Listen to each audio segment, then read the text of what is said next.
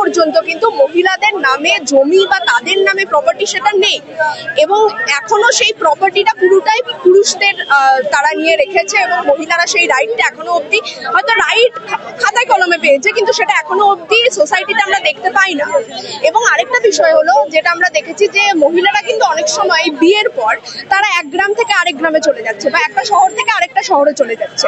তো সেই ক্ষেত্রে কি হচ্ছে, তাদের সারনেম চেঞ্জ হচ্ছে, অ্যাড্রেস চেঞ্জ হচ্ছে, এবং এইগুলোকে লুপহোল দেখিয়ে কিন্তু তাদেরকে বলা হচ্ছে যে তোমাদের যে মানে নথিগুলো যেগুলো চাওয়া হয়েছে 11টি নথি, সেখানে তোমাদের অ্যাড্রেস কেন এইটা আছে, যেটা তোমার মানে পৈতৃক বাড়ি যেটা বলা হয় মহিলাদের, তোমার আগের বাড়ির অ্যাড্রেস কেন আছে, তোমার সারনেম চেঞ্জ হয়েছে। সো এইগুলোকে লুপহোল দেখিয়ে তাদের এই নথিগুলোকে মানে অ্যাপ্লিকেবল নয় এটা প্রমাণ করার চেষ্টা করা হচ্ছে। এবং আরেকটা বিষয় আমরা অনেক ক্ষেত্রেই দেখে, যেটা মিডিয়াতেই অনেক জায়গায় কভার করেছে, যে একজন মহিলা বহুদিন ধরে বিবাহিত এবং সে অন্য একটা গ্রামে চলে এসেছে, তার ছেলে আছে, বড় ছেলে আছে, এবং কি হচ্ছে বিএলওরা যে ফর্ম পাঠাচ্ছে সেটা তার আগের গ্রামে পাঠানো হয়েছে। এবারে সেই ফর্মটা যখন তার ছেলেরা যারা বড় তারা যখন বলছে যে এই ফর্মটা তাহলে এইখানে পাঠাতে হবে, কারণ কি সেই মহিলা অনেকদিন বিবাহিত হয়ে গেছে, অন্য গ্রামে চলে এসেছে, তখন সে দেখা যাচ্ছে সেই ফর্মটা আস্তে আস্তে এক্সপায়ার হয়ে গেছে। সুতরাং আর কোনো অপশনই নেই সেই ফর্মটাকে ফিল আপ করার, তাকে একটা অপশন দেওয়ার, তার নাগরিকত্ব প্রমাণ করার। প্রথমত আমরা এই পুরো প্রসেসটারই বিরুদ্ধে, যে কেন কাউকে নিজের নাগরিকত্ব এইভাবে প্রমাণ করতে হবে। ভোটাধিকার পাওয়ার জন্য তারা এই দেশে এতদিন ধরে আছে, তাদের শ্রমে এই দেশ তৈরি হয়েছে, তারপরেও কেন তাদেরকে নিজেদের নাগরিকত্ব প্রমাণ করতে হবে। এবং সেই ক্ষেত্রে তাদেরকে কিন্তু একটা দিক দিয়ে মানে এমন একটা জায়গায় ফেলা হচ্ছে যেখানে তাদেরকে সুযোগটাও দেওয়া হচ্ছে না প্রমাণ করার। এই কারণেই আমার মনে হয় যে আমরা যেটা বলছি ঠিকই বলছি, বিহারে যে 68 লাখ মানুষের নাম বাতিল গেছে তার মধ্যে অধিকাংশ মহিলা, এবং বাকি জায়গায় হলেও একই কারণ হবে। আসলেই এই যারা বেনাগরিক, ঠিক আছে, বাংলাদেশি অনুপ্রবেশকারী, এদেরকে বিজেপি কিভাবে আইডেন্টিফাই করছে? বিজেপির বক্তব্য হচ্ছে এসআইআর এর মধ্যে যে 11টি নথি আছে সেটির মাধ্যমে, অর্থাৎ বলছে যে যারা নথি দেখাতে পারবে না তারাই বেনাগরিক। আচ্ছা, 87 থেকে 2004 সালের মধ্যে যাদের জন্ম, অর্থাৎ আমাদের বয়সী ছেলেমেয়েরা, তাদেরকে এই 11টা ডকুমেন্টের মধ্যে নিজের ডকুমেন্ট দেখাতে হবে এবং বাবা বা মায়ের ডকুমেন্ট দেখাতে হবে। এই 11টা নথির মধ্যে যে ডকুমেন্টগুলি আছে সেগুলো হচ্ছে 87 এর আগে এলআইসির ডকুমেন্ট, ভোট, তারপরে ব্যাংকের দলিল, স্থায়ী বাসস্থানের দলিল। এই ভারতবর্ষের মতন জায়গায় যেখানে অধিকাংশ মানুষ দুবেলা খেতে পায় না, যেখানে 80% মানুষের বার্ষিক ইনকাম হচ্ছে 25,000-এর মধ্যে, সেখানে তারা কিভাবে সাধারণ মানুষ তাদের দলিল সংরক্ষণ করবে? বিষয়টা হচ্ছে আসলে এই দলিল, যেই 11টি নথির কথা বলেছে, আমরা বিভিন্ন জায়গায় সাধারণ খেটে খাওয়া মানুষ, আপনি নিজেও আপনার খোঁজ করে দেখবেন যে আপনার যদি 87 থেকে 2004-এর মধ্যে জন্ম হয়, তাহলে আসলে আপনার বাবা বা মায়ের এই নথিগুলো আদৌ আছে কিনা। যদি না থাকে তাহলে আপনি বেনাগরিক। আপনাকে শুধু নিজের নথি দেখালে হবে না, আপনাকে আপনার বাবা বা মায়েরও দেখাতে হবে, এবং আপনার যদি 2004-এর পরে জন্ম, তাহলে আপনার বাবা মা দুজনেরই দেখাতে হবে।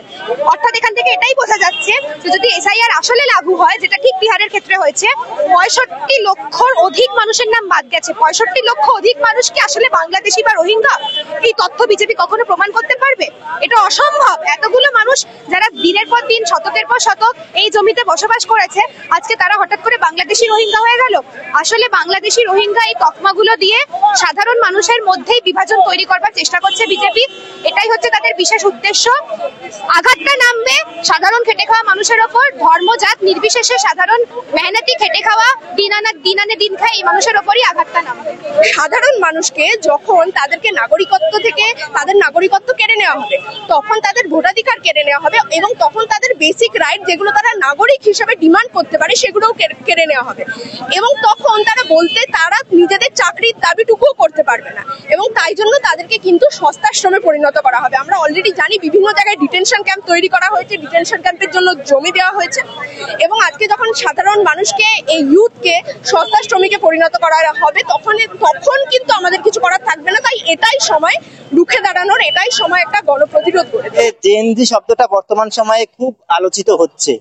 কলকাতার বা বাংলার জেনজিরা কি ভাবছে অনেকে সেটা দেখতে চাইছেন, জানতে চাইছেন। আপনারা এসআইআর এর বিরোধিতা করে রাস্তায় নামছেন, কিন্তু কেন বিরোধিতা করছেন আপনারা এসআইআর এর?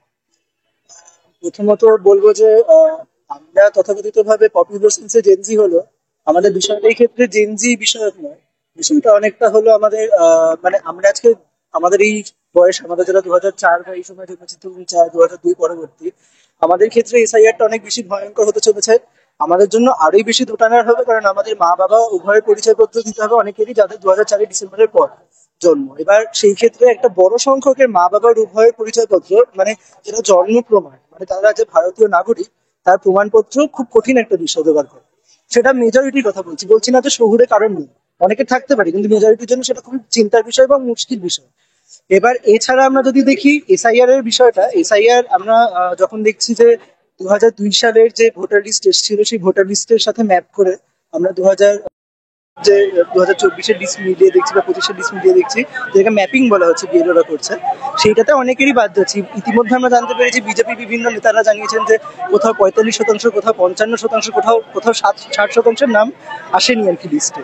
তো এই যে ভয়ঙ্কর বিষয়টা আসছে যে এতজনের নাম ম্যাচ করছে না, এদেরকে কি বলে প্রমাণ দিতে হবে, এদের জন্মের, এদেরকে নাগরিকত্বের প্রমাণ দিতে হবে। এবার তার জন্য যে 11টি ডকুমেন্টের কথা বলা হয়েছে, সেই 11টি ডকুমেন্ট অনেকের নেই। সেই 11টি ডকুমেন্টের পরেও যে তারা নাগরিকত্ব পাবে সেরকম কোনো বিষয় বলা নেই, কারণ এই ক্ষেত্রে বলা হচ্ছে যে এসআইআর করা হচ্ছে, বলা হচ্ছে নাগরিকত্বের কথা। কোর্টে বলছে তারা, ইলেকশন কমিশন, যে আমরা নাগরিকত্ব নিয়ে চিন্তিত নই।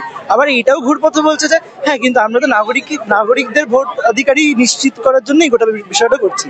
এখানে একটা বিষয় আছে, হঠাৎ করে এই নাগরিকত্ব, ভোটাধিকার, এই বিষয়গুলো আজকে এইভাবে আসছে কেন? কারণ আজকে যে ক্রাইসিস, এই যে পুঁজিবাদী ক্রাইসিস যে সমাজে, সেখানে আমাদের যে আজকে সমাজে যাদের কাছে প্রচুর অর্থ পুঞ্জীভূত, যাদের কাছে প্রচুর রিসোর্সেস পুঞ্জীভূত, তাদের দিকে আমাদের দৃষ্টি আকর্ষণ না করে আমাদের এখন আক্রমণ নামানো হচ্ছে শ্রমজীবীদের উপর। যারা যেই দেশ থেকেই আসুক, তারা কাজের সন্ধান এসছে, কেউ ঝাড় দিচ্ছে, কেউ রাস্তা পরিষ্কার করছে, কেউ বিল্ডিং বানাচ্ছে, কেউ কনস্ট্রাকশনে কাজ করছে, এই ধরনের তারা কিন্তু অ্যাকচুয়ালি কাজ করছে, তারা প্রত্যেকে শ্রমজীবী, খেটে খাওয়া মানুষ। কিন্তু এদিকে আদানি, আম্বানি, টাটা যারা জল জঙ্গল জমি সাফ করে দিচ্ছে, হাজার হাজার একর সাফ করে দিচ্ছে। আমরা জানতে পেরেছি আসামে কত 16,000 বিঘা 1 টাকার বিনিময়ে বছরে দিয়ে দেওয়া হয়েছে। ইভেন কোর্টে, আসাম হাইকোর্টের জাজ পর্যন্ত শক্ত হয়ে গেছে যে এটা কি করে হতে পারে। এই যে আজকে এই জিনিসগুলোর প্রতি দৃষ্টি আকর্ষণ না করে শ্রমজীবীদের উপর আক্রমণ নামিয়ে তাদেরকে সস্তার শ্রমিকে পরিণত করবার জন্য এসআইআরটা ঘুরপথে এনআরসি লাগু করবার জন্যই করা হচ্ছে। তাদেরকে যেটা নর্মাল একজন নাগরিকের অধিকার, রেশন, ভোটাধিকার, এগুলো থেকে বঞ্চিত করে তাদেরকে সস্তার শ্রমিকে পরিণত করবার যেটা প্রচেষ্টা, সেটাই হলো এসআইআর। সেই জায়গা থেকে আমরা আলাদা, এবং আমরা আজকে জেনজি এই জায়গা থেকে বলতে পারি যে আমাদের এই যুব সমাজের জন্য যতটা জাগরুক হওয়া উচিত বা যতটা পথে নামা উচিত, ততটা হয়তো আমরা এখনো সাড়া দিচ্ছি না। কিন্তু আমাদের আগামী দিন আমাদের এটাই প্রচেষ্টা থাকবে যে আমরা যেন এরকম সমাজকে আরো বেশি বেশি করে আমাদের আন্দোলনে পাই। এবং শুধু তাই নয়, শ্রমজীবী যারা রয়েছে, আমাদের আহ্বান তাদের প্রতিও যে যাতে মূলত এই আন্দোলনটা হবে শ্রমিক এবং শ্রমজীবীদের আন্দোলন, এবং বিজেপির যে ফ্যাসিবাদী আক্রমণ শ্রমজীবীদের উপর, সেটাকে রুখে দেওয়ানোর জন্য। এসআইআর কে আমরা মূলত দেখছি দুটো উদ্দেশ্য হিসেবে। প্রথম উদ্দেশ্য, এসআইআর এর প্রথম উদ্দেশ্য ভোট চুরি, ভোট ইলেকশনে রিগিং। দ্বিতীয় উদ্দেশ্য হচ্ছে মানুষকে বেনাগরিক করে সস্তায় শ্রমিকে পরিণত করা। প্রথম পয়েন্ট হলো হচ্ছে যে আগে আমাদের ছাপ্পা দিয়ে রিগিং করা হতো, বুথ দখল করা হতো। এখন অনেক সুষ্ঠু পদ্ধতিতে ইলেকশন কমিশনকে ব্যবহার করে ভোটারের নাম কাটছাট করে পছন্দের যারা বিজেপিকে সাপোর্ট করবে তাদেরকে রেখে দিয়ে, যারা বিজেপি বিরোধী তাদেরকে বাদ দিয়ে, এইভাবে নতুন করে ইলেকশন রিগিং এর পদ্ধতি হচ্ছে এসআইআর, যেটাকে ভোটার তালিকা সংশোধনের নাম দিচ্ছে স্পেশাল ইন্টেন্সিভ রিভিশন। আর এটার দ্বিতীয় ধাপ হচ্ছে এটার মাধ্যমে ইলেকশনের পরে যেটা করা হবে সেটা হচ্ছে বহুজনকে বাদ দেওয়া হবে, বেনাগরিক করা হবে। বেনাগরিক করা মানে কি? তাদেরকে বাংলাদেশে পাঠাবে, কাউকে বাংলাদেশে পাঠাবে না। ডিটেনশন ক্যাম্প তৈরি করতে পারে, আর যদি সেটা বেশি কস্টলি হয়ে যায় তাহলে সেটাও তৈরি করবে না, বরং যেটা করবে এদেরকে বিনা পয়সায় লেবারে করবে। আজকে আমরা এমনি চাকরি নেই, আমাদের জেনারেশনের এমনি চাকরি নেই, পড়াশোনা করছি, পড়াশোনা করার পরে আমরা চাকরি পাচ্ছি না, বেকারত্ব এত বেশি। রাজ্য সরকার, কেন্দ্র সরকার সবাই দায়ী এটার জন্য, যে আমাদের কোনো রকম কোনো চাকরি নেই, সবাই পরিযায়ী শ্রমিক হচ্ছে। এবার তাতে একটা মিনিমাম ওয়েজ দিতে হয়, রেশন দিতে হয়। বেনাগরিক হয়ে গেলে এইগুলো দিতে হবে না। তো তার জন্য প্রায় বিনা পয়সায় খাটাবে, যেভাবে অতীতে হিটলার খাটিয়েছিল কনসেন্ট্রেশন ক্যাম্পে, সেইভাবে আমাদেরকে খাটাবে। এটাই এসআইআর এর উদ্দেশ্য, এর বাইরে আলাদা কিছু না। প্রথমত তো বলবো যে বাংলায় এটা হতে দেওয়া যাবে না। অলরেডি আমরা জানি যে প্রসেস শুরু হয়ে গেছে, কিন্তু আমরা এটাই বারবার বলি যে এটার বিরুদ্ধে গণপ্রতিরোধ গড়ে তুলতে হবে। এটা হতে দেওয়া যাবে না। সাধারণ মানুষকে অ্যাওয়্যার করতে হবে, তাদেরকে নিজেদের রাইট নিয়ে অ্যাওয়্যার করতে হবে যে আপনি কেন এখানে নাগরিকত্ব পাওয়ার যোগ্য, আপনি কেন এই দেশে থাকতে পারেন। এটাই। নেপাল বাংলাদেশ জেনজি আন্দোলন দেখেছে, এই বাংলাও কি বা এই দেশেও কি দেখবে? দেখুন, বিষয়টা তো মানে জেনজিতে লিমিটেড না সেইভাবে। আমরা যেটা মনে করি যে অবশ্যই মানে আপনি যদি সেই পার্সপেক্টিভে বলেন, যে আমি বলবো যে জেনজিদের মানে সোকল মানে যে আমরা জেনারেশন ওয়াইজ বলে থাকি, জেনজিদের কেন এটা নিয়ে আরো বেশি করে মানে ইম্পর্টেন্স দেওয়া উচিত, যেটা আপনি একটু আগে বলছিলেন যে মানে অনেক দেশে বা কোথাও মানে যেটা বোধহয় সাধারণ মিডিয়া ভাবে বা সাধারণ মানুষ ভাবে যে জেনজিরা মনে করছে যে পলিটিক্স আমরা এটা করবো না, আমরা জাস্ট নিজের রাইটের জন্য লড়াই করবো। নিজের রাইটের জন্য লড়াই করাটা পলিটিক্স ছাড়া হতে পারে না। এবং যেটা আমরা দেখেছি যে জেনজিদের ক্ষেত্রে যারা 2004-এর পর জন্মেছে, তাদের ক্ষেত্রে নিজেদের নাগরিকত্ব প্রমাণ করার জন্য নিজেদের এবং বাবা মা উভয়েরই নাগরিকত্ব প্রমাণ করতে হবে। এবং শুধু সেটা করলেই যথেষ্ট নয়, নিজের বাবা মায়ের সাথে তাদের লিনিয়েজও প্রমাণ করতে হবে, যেটা সরকার বলে দেয়নি কি করে করতে হবে। এটা একটা বিষয়। এবং আরেকটা বিষয় হচ্ছে যে আজকে কিন্তু আমরা তারা সব থেকে বেশি থ্রেট টু দ্য গভর্নমেন্ট। কারণ কি, আজকে আমরা প্রশ্ন করার দায়িত্বে আছি, আমরা প্রশ্ন করার জায়গায় আছি, আমরা বারবার প্রশ্নটা করবো।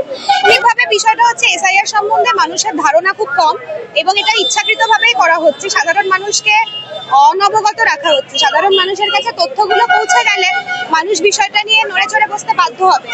যদি কেউ এটার আসল বিষয়টা নিয়ে জানে, তাহলে সে অবশ্যই এটার বিরুদ্ধে প্রতিবাদ করবে বলে আমরা বিশ্বাস করছি। কারণ বিষয়টা অতটাই স্বৈরাচারী একটা বিষয়।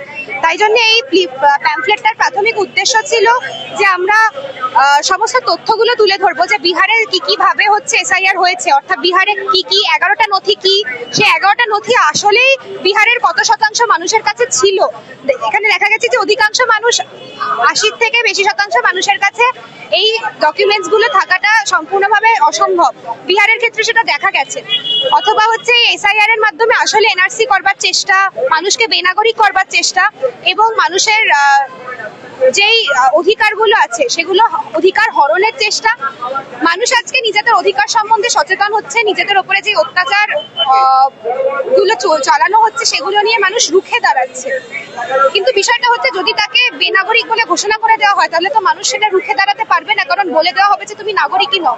আসলে এসআইআর সেটির চক্রান্ত। মানুষকে, যেই মানুষ আসলে সচেতন হচ্ছে, যেই মানুষ আসলে হচ্ছে রুখে দাঁড়াচ্ছে, যেই মানুষ আসলে মানে ক্রোধে ফেটে পড়ছে, সেই ক্রোধে ফেটে পড়ার আগে বিষয়টাকে সামাল দেওয়ার জন্য এসআইআর, এবং তারপরে এনআরসি, সেই মানুষকে সস্তা শ্রমিকে পরিণত করা। তো আমরা এই গোটাটাই তথ্য অনুসারে, আমরা তথ্য দিয়ে, আমরা এভিডেন্স দিয়ে গোটাটা প্যাম্পলেটের মধ্যে দিয়ে তুলে ধরেছিলাম।